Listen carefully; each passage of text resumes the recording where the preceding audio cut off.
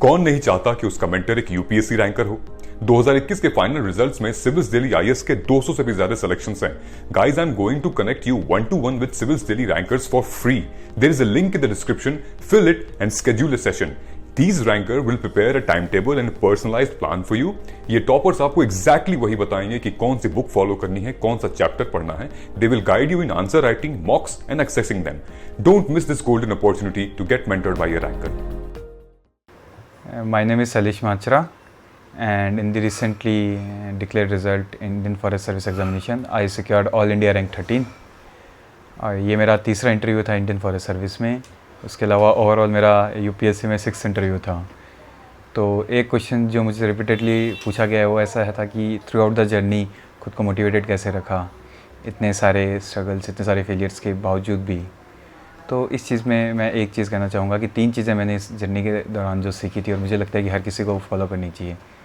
सबसे पहली चीज़ ये है कि कभी भी खुद को किसी दूसरे से कंपेयर मत करो। कभी भी प्रिपरेशन ये सोच के मत करो कि उसका हो गया तो मेरा भी हो जाएगा, या उसका नहीं हुआ तो मेरा भी नहीं होगा। सेकंड चीज़ जो सबसे बड़ी इसमें थी वो थी कि खुद में एक हमारे पास में गाइडेंस या फिर कह सकते हैं एक पाथ होना चाहिए। You should be honest with your self कि आप उस पाथ पे फॉलो कर रहे हो, अच्छे से आप उसको अचीव कर सकते हैं। जैसे जब भी कभी मैं फेल हुआ तो मैंने खुद से 2 ही क्वेश्चन पूछा। पहला क्वेश्चन ये था कि मैंने अपना 100% दिया। देखिए, अगर आपका आंसर हाँ है तो उससे ज़्यादा मैं कुछ दे नहीं सकता था। अगर मेरा आंसर नहीं होता है तो मेरे को पता है रास्ता आगे का क्या है, मुझे अपना 100% देना है अगली बार। और जब मैंने अपना 100% दिया होगा तो दूसरा सवाल खुद से पूछता कि कुछ गलतियाँ थी, डेफिनेटली गलतियाँ थी जिस कारण से नहीं कर पाया। मेरी कोशिश वही रहेगी कि आइडेंटिफाई करें। और थर्ड चीज़ जो सबसे ज़रूरी थी वो कि एक फ़ेथ खुद पे रखना ज़रूरी है। जब आप जो तैयारी कर रहे हैं तो रिज़ल्ट आपके हाथ में नहीं है, बट एफ़र्ट्स आपके हाथ में है। 100% एफ़र्ट्स देने हैं और ये फ़ेथ, गुड फेथ में रखना है कि जो बुक्स आपने पढ़ी है उसमें से सवाल आएगा। नहीं भी आएगा तो बाकियों को भी नहीं आएगा। और ख़ुद पे फेथ रखना है कि किसी और ने भी किया है तब भी हम कर सकते हैं, नहीं भी करेंगे तब मैं करूँगा ये चीज़ को। तो वो सबसे ज़्यादा ज़रूरी थी, ये 3 चीज़ें। दूसरा क्वेश्चन जो मुझे रिपीटेडली पूछा गया था वो प्रीलिम्स की स्ट्रेटजी के बारे में। पिछले 4 साल में मैंने 3 बार फॉरेस्ट सर्विस का प्रीलिम्स क्लियर किया था और एक बार मैं पेपर में कुछ क्वेश्चंस में बबल नहीं कर पाया था तो उस कारण से रुक गया था। तो एक क्वेश्चन रिपीटेडली मुझसे बार बार यही पूछा जाता था कि प्रीलिम्स के लिए क्या स्ट्रेटजी फॉलो की। तो पहला जो स्टेप था वो था कि एक बेसिक बुक्स को अच्छे से पढ़ना और दूसरी थी कि टेस्ट से जो पढ़ा हुआ है उसको प्रैक्टिस को एनालाइज़ करना। तो मेरी स्ट्रेटजी 2-fold थी। पहला रिवीजन मल्टीपल टाइम्स, दूसरा प्रैक्टिस मल्टीपल टाइम्स। तो बेसिक बुक्स मैंने कोशिश ये करी थी कि जब भी मैं चीज़ पढ़ रहा हूँ, एक बुक जो पढ़ रहा हूँ उसके बार बार मल्टीपल रिविजन्स लिए जाए। जैसे एक पैरेटो रूल है जिसके वो यही कहता है कि 20% अपने एफर्ट्स अगर हम मारने की कोशिश करेंगे तो 80% रिजल्ट आ सकता है। तो सिमिलरली 20% सिलेबस पढ़ के 80% क्वेश्चंस पेपर में सॉल्व किए जा सकते हैं। तो मेरा ये मानना है 20% को 5 बार रिवाइज़ करके उन 80% में 80% एफिशिएंसी से करो कि रादर दैन कि 100% सिलेबस को एक बार पढ़ के 100 क्वेश्चंस को 50% एफिशिएंसी से किया जाए। कुछ बेसिक बुक्स जो मैंने हर बार पढ़ी थी, कुछ एनसीईआरटीज़ थी। जैसे पॉलिटी के लिए मैंने लक्ष्मीकांत फॉलो किया था, मॉडर्न इंडिया के लिए विपिन चंद्रा की मॉडर्न इंडिया और स्पेक्ट्रम फॉलो की थी। ज्योग्राफी के लिए 11th-12th की एनसीईआरटीज़ प्लस जीसी लियोंग थे। शंकर की एनवायरनमेंट के लिए शंकर आईएएस और विजन के कुछ नोट्स थे जो 2017 प्रीलिम्स सेक्शन में थे, फ्रीली अवेलेबल है। उसके अलावा क्लास 12th के लास्ट 4 चैप्टर बायो के थे, वो मुझे लगता है कि सबसे ज़्यादा ज़रूरी है। बहुत बेसिक्स और अच्छे से बातें बता रखी हैं उनमें। इकोनॉमिक्स के लिए मैं मुरनाल को फॉलो करते थे और काफ़ी अच्छा सोर्स है, काफ़ी एग्जॉस्टिव कवरेज है। तो वो इसके अलावा जो टेस्ट सीरीज़ में मैं जनरली 35 to 40 टेस्ट विजन के देता था। टेस्ट से मुझे कभी भी मेरा ये मोटिव नहीं था कि मुझे टेस्ट के थ्रू ये चीज़ रहे कि वो सेम सवाल पेपर के अंदर रिपीट होगा। माई इंटेंशन वॉज कि टू प्रैक्टिस, मेरे को अपनी गलतियाँ आइडेंटिफाई करनी थी और उस हिसाब से मेरे को रिवीजन स्ट्रेटजी अपनानी थी। कई बार हम बुक को पढ़ते हैं तो बार बार वही टॉपिक पढ़ने की कोशिश करते हैं जो हमारे पहले से स्ट्रॉन्ग होल्ड एरियाज़ हैं, हम वीक एरियाज़ को नेगलेक्ट करते हैं। जब टेस्ट लगाया तो उसके बाद हम उन वीक एरियाज़ को आइडेंटिफाई कर सकते हैं और अगले जो रिवीजन राउंड्स हैं उनमें वीक एरियाज़ पे ज़्यादा फोकस करेंगे और स्ट्रॉन्ग एरियाज़ पे कम फोकस किया जा सकता है। उस तरीके से हमारी जो रिवीजन स्ट्रेटजी है वो टेस्ट लगा के हम बार बार प्रायोरिटाइज़ और रिस्ट्रक्चर भी कर सकते हैं। सेकेंडली, कई कुछ फ्रीक्वेंट गलतियाँ होती हैं जो हम रिपीट करते हैं और हमें पता नहीं चलता। जैसे मैं जब जो गलती करता था मुझे नहीं आइडिया होता था कि ये मैं कर रहा हूँ। बट जब मैं बार बार रिवीजन करता था, पेपर को देखता था, एनालाइज करता था टेस्ट पेपर में क्या क्या गलतियाँ की हैं, तो धीरे धीरे वो गलतियाँ कम होती गई थी। जैसे 4 टाइप की गलतियाँ मैं मान सकता हूँ बड़ी बड़ी। एक पहला, knowledge deficit that requires the extensive study, जो भी आप पढ़ रहे हो उसे बहुत अच्छे से पढ़ें। सेकंड जो चीज़ होती है वो इंटरप्रिटेशन की। कई बार सवाल हिसाब से दिया होता है, हमें समझ नहीं पाते हैं कि क्या कहना चाहता है, हम उसको इंटरप्रेट गलत सेंस में कर लेते हैं, सवाल गलत। थर्ड चीज़ होती है सिली मिस्टेक, या फिर हम कोई वर्ड को ओमिट कर दें।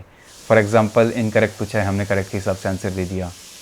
कई बार स्पीकर ऑफ लोकसभा होता है, हम उसे सिर्फ लोकसभा पढ़ लेते हैं। तो इस टाइप की जो गलती होती है वो। और फोर्थ है वो, कई बार हम इंटेलिजेंट गेस लेते हैं, जैसे हमें 2 में से एक ऑप्शन का लास्ट में टिक मारना था। एनी हाउ एक सवाल गलत होगा उसमें से, तो कुछ क्वेश्चन सही होंगे, कुछ गलत होंगे, तो 4 तरह की गलतियाँ। मेरा इंटेंशन ये रहता था कि चारों तरह की गलतियों को थोड़ा थोड़ा कम किया जाए। मैं मिनिमाइज़ करने की कोशिश कर सकता हूँ, एलिमिनेट नहीं कर सकते। तो उसके बाद में एक मैं टेस्ट पेपर का कोशिश करता था कि मल्टीपल टाइम्स रिवाइज़ करूँ। उस तरीके से मुझे 2 चीज़ों के बारे में पता चल सकता था। एक तो कि कौन कौन से क्वेश्चंस पहली बारी में मैंने जस्ट बिकॉज ऑफ गेस सही कर पाया हूँ, एंड सेकेंडली मुझे ये भी पता चल जाता था कौन से क्वेश्चंस है जो मैं बार बार पढ़ने के बावजूद भी गलत कर रहा हूँ। तो फिर से मैं अपनी रिवीजन स्ट्रेटजी उस हिसाब से प्रायोरिटाइज़ कर सकता हूँ। उन टॉपिक्स को ज़्यादा फोकस करूँगा जो टॉपिक्स मेरे वीक हैं। तो पूरा का पूरा जो प्रीलिम्स था, that was more of a revision practice then again revision. And regarding notes making, prelims का मैंने बहुत ज़्यादा कभी कोशिश नहीं की थी कि नोट्स मेकिंग हो। मैंने स्टैंडर्ड बुक्स को पढ़ा था और मल्टीपल टाइम्स उनका रिवीजन किया था। ऑल्दो जब मुझे कई बार चीज़ों में कन्फ्यूजन होती थी तो मैं एक चार्ट पे उनको एक साथ लिख लेता था। फॉर एग्जांपल जितने भी कॉन्स्टिट्यूशनल नॉन कॉन्स्टिट्यूशनल बॉडीज़ हैं, उनका अपॉइंटमेंट, उनकी टेन्योर और एज ऑफ रिटायरमेंट और ये सारे या जो बेनिफिट्स उनको मिल रहे हैं, मैंने कंपैरिजन चार्ट में लिख लिए थे। और जो स्टैंड अलोन पॉइंट्स होते थे या जो एकदम ऑड वन आउट होते थे, उन्हें मैं याद कर लेता था। तो उस तरीके से जो याद करने की चीज़ें कम होती थी और मेरे पास में रिवीजन के लिए एक पेज होता था, वो अराउंड 10 से 12 लक्ष्मीकांत के चैप्टर्स को समराइज़ कर देता था। सिमिलरली मैंने एक पेज के ऊपर मैं जो मिलिट्री एक्सरसाइज होती थी उन्हें एक साथ लिख लेता था, जो कमिटीज़ थी उनको एक साथ लिख लेता था। तो इस तरीके से मेरे पास में 15 से 20 एक पेज की जो समरीज़ थी उनको छोड़ दिया जाए तो जनरली मैं हमेशा स्टैंडर्ड बुक्स को ही फॉलो करता था। वहीं मेंस के लिए मैंने सिविल सर्विसेज को या फिर इंडियन फॉरेस्ट सर्विस हो, मैंने हमेशा कोशिश ये करी है कि सिलेबस वाइज हर एक टॉपिक के मेरे पास में नोट्स हो। मेंस में स्पेशली GS 1 to 4 मैंने अराउंड GS 1 और 4 के 100 पेजेस के और 2 और 3 के अराउंड 200 पेजेस के नोट्स थे। तो मेरा कोशिश ये रहती थी कि जो 1 या 2 सोर्सेज से अपने छोटे नोट्स बनाओ, कंसोलिडेट करने की कोशिश करो और उनके मल्टीपल टाइम्स रिवीजन हो। अगर मैंने कोई सवाल लिखा है या फिर कोई मेरे नोट्स में से अगर सवाल आता है तो एटलीस्ट वो पूरा सही हो और वो उतना सही होना चाहिए जिस हिसाब से मैंने लिख रखा है। तो मैं एक्स्ट्रा लिखने की भी कोशिश नहीं करता कि जो पेपर में नहीं लिख सकता, या फिर इतना ज़्यादा भी नहीं लिखता था कि वो एग्ज़ाम में मुझे याद नहीं है। जितना सामान कम होगा उतने मल्टीपल रिवीजन ले सकता था मैं। तो मेरी हमेशा इंटेंशन हो रही थी। हाँ, उसके लिए मैंने कुछ एक कोचिंग नोट्स या एक स्टैंडर्ड बुक को हमेशा फॉलो करने की कोशिश की थी जिससे मेरे नोट्स समराइज़ रहे।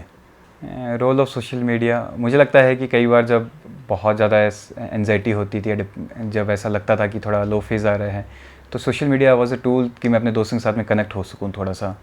एक excess of anything is bad, बहुत ज़्यादा टाइम स्पेयर नहीं करना है, बट अराउंड 10-15 मिनट दिन में 2 या 3 बार मैं दे देता था।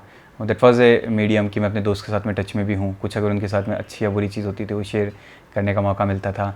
हमेशा मुझे ऐसे फील होता था कि वो मेरे साथ में है और they also use to encourage me. Similarly family के भी साथ में टाइम स्पेंड करने का मौका मिलता था जब दिल्ली आ रखा था और फैमिली से दूर था, तो इट वाज़ ए मीडियम कि मैं उनके साथ में कनेक्टेड रहूँ।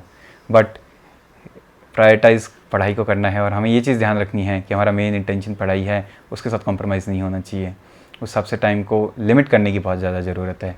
अवॉइड मैंने नहीं किया था। मैं कुछ प्लेटफॉर्म्स टेलीग्राम, व्हाट्सएप, इंस्टाग्राम, इन पे ठीक ठाक तरीके से एक्टिव था ना, बहुत ज़्यादा नहीं, थोड़ा बहुत। तो मैं कहूँगा कि मैंने कभी भी इनसे बाहर नहीं गया था। पढ़ाई के टाइम पे भी मैं एक्टिवली एंगेज रहता था इनमें, बट लिमिट करता था अपनी जो ड्यूरेशंस थी उसे। और इंटरव्यू मैंने सिविल्स इस साल 2021 में सिविल सर्विसेज और फॉरेस्ट सर्विस का दिया था। सिविल्स का मेरा 17 मई को इंटरव्यू था और फॉरेस्ट सर्विस का इंटरव्यू मेरा 17 जून को था। 1 महीने का ड्यूरेशन था बीच में। और सिविल सर्विस में मेरे मार्क्स बहुत कम आए थे, 148, और फॉरेस्ट सर्विस में it was a decent enough score, a good score, 210। तो एक चीज़ जो मेरे को मेजर स्टैंड आउट लगी सिविल सर्विस और फॉरेस्ट सर्विस के इंटरव्यू में, वो ये थी कि confidence and guts to say no. और कि आई डोंट नो। जब पहली बार जब इंटरव्यू आता तो कुछ क्वेश्चंस ऐसे लूज़ क्वेश्चंस मेरे को दिए गए थे, मैंने उनको आंसर करने की कोशिश की थी। एज ए रिज़ल्ट मैं उनको अच्छे से आंसर नहीं कर पाया था और क्वेश्चन उस पूरा का पूरा इंटरव्यू उन क्वेश्चंस के डायरेक्शन में चला गया था। उससे मेरा कॉन्फिडेंस भी लूज़ होता गया था। हर बार जब मैं ऐसे आंसर करता कि जिसमें मैं बहुत ज़्यादा कंफर्टेबल नहीं था, मेरा कॉन्फिडेंस डाउन होता गया। सेकंड टाइम जब मेरा फॉरेस्ट सर्विस का इंटरव्यू था तो मैं क्वेश्चन सुनता, जब मुझे लगता कि नहीं आता तो I strictly said I'm sorry ma'am या I'm sorry sir, I don't know. तो जैसे मेरा कॉन्फिडेंस भी बिल्डअप रखा मैंने लास्ट तक। और कोई भी क्वेश्चन जब नहीं आया तो मैंने कभी ये नहीं सोचा कि इससे कॉन्फिडेंस डाउन है। मुझे ही पता था कि पहले क्वेश्चन से मैंने दे रहा हूँ, जब तक मेरा लास्ट क्वेश्चन नहीं हो जाता तब तक मैं अपने मार्क्स डिसाइड नहीं करूँगा। एक चीज़ कॉमन है कि आपका टाइम फिक्स है, it would be around 25 ± 5 minutes. और कोई चीज़ इसके अंदर फिक्स नहीं है। नंबर ऑफ़ क्वेश्चंस फिक्स नहीं है, एरियाज़ फिक्स नहीं है। आप जिसमें कंफर्टेबल होंगे आप उसमें आंसर दे सकते हो। वहाँ यूपीएससी बोर्ड में जो बैठे हैं लोग, वो आपसे एक कन्वर्सेशन चाहते हैं। उनके पास में दिन में 12, हमारे जैसे एक लोग आ रहे हैं और 5 अगर एक हफ्ते में आ रहे हैं तो उनके पास में 60 पीपल्स है। उन्हें अगर हमसे बदला लेना हो या उन्हें ये शो करना हो कि हमें उनसे ज़्यादा आता है तो they can show in the marks. तो दे आर वेरी कॉर्डियल, बहुत अच्छे से बात करेंगे, उस चीज़ का नहीं लेना है हमें। और वो जैसे मैंने एक चीज़ ऑब्ज़र्व करी कि वो हमारे ग्रैंड पेरेंट्स या फिर पेरेंट्स की एज के हैं। इवन जब मैं जा रहा था तो इंडियन फॉरेस्ट सर्विस के इंटरव्यू के बाद में मुझे 2 सजेशंस भी दिए गए थे जो बहुत ही मुझे लगता है कि काम आएंगे लाइफ में भी। वो सर थे, उन्होंने स्पेशली वो चीज़ बताई थी। तो बहुत ही कॉर्डियल तरीके से हमेशा पेश आएंगे हमारे साथ में और बहुत अच्छे से एक एज ए हमारे मेंटर या सीनियर की तरह ही बात होगी। तो इंटरव्यू कैसे इंटरव्यू नहीं लेके more of a conversation engaging उस मोड में रखना चाहिए। Message to the future aspirants, ये एक छोटी सी एक लाइन थी वो जिसने मेरे को काफ़ी मोटिवेट किया था। हार तब होती है जब मान लिया जाता है, जीत तब होती है जब ठान लिया जाता है। ये हर किसी की एक रेस अलग अलग है। शायद हो सकता है किसी की 100 मीटर रेस है, किसी की 200 मीटर रेस है, 800 मीटर रेस है, बट जो इस रेस में लगा रहेगा और जो सर्वाइव कर गया वो कभी ना कभी ट्रैक तक वो ख़त्म कर देगा, वो फिनिशिंग लाइन तक पहुंच जाएगा। इशू ये है, हमें जब स्टार्ट करते हैं हमें नहीं पता होता कि हमारी रेस 100 मीटर है, 200 मीटर रेस है, बट जब भी होगा हम फिनिशिंग लाइन तक पहुंच जाएंगे। और एक आखिरी लाइन ये जो मेरे को बहुत मोटिवेट भी किया था, जो मेरे टीचर ने मुझे कभी बताया था कि ज़िंदगी में कोई बड़ा आदमी बनो नहीं बनो, एक अच्छा आदमी ज़रूर बनाओ। और ये प्रिपरेशन आपको बड़ा आदमी बनाए नहीं बनाए, अगर आपका रिकमेंड नहीं होंगे। देखिए, मेरे को नहीं लगता कि इस एग्ज़ाम में तैयारी करने के बाद में कभी आप फेल होते हो। इधर यू गेट रिकमेंडेड और यू डोंट गेट रिकमेंडेड और you are not qualified for the interview round. कभी फेल नहीं होते हैं इस प्रिपरेशन को लेके। तो अगर आपको भले ही चाहे एग्ज़ाम आपको रिकमेंड कराए या ना कराए, लेकिन आपको अच्छा आदमी ज़रूर बनेगी प्रिपरेशन।